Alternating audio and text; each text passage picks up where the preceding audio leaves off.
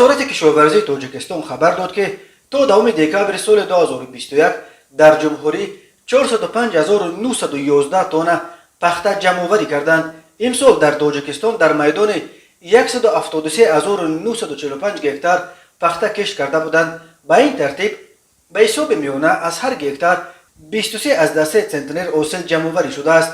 بنا به آمار رسمی وزارت کشاورزی در ولایت ختلان از 121,236 گکتار میدان کشت پخته 276,832 تن حاصل به دست آوردند که این قریب 70% از جمع پخته امسال در تمام جمهوری جمع آورده را تشکیل می‌دهد.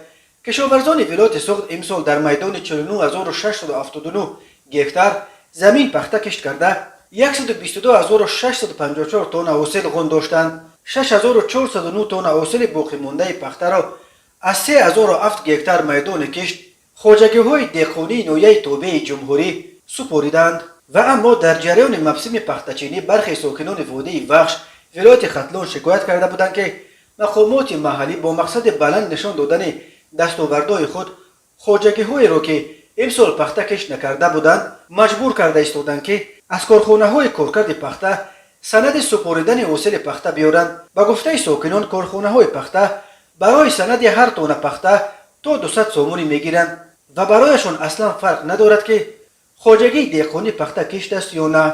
در دوران شوروی پخته محصولات اساسی تاجیکستان به شمار میرفت و آن را طلای سفید هم مینامیدند. در آن دوران تاجیکستان هر سال تا 1 میلیون تن پخته جمع می آورد.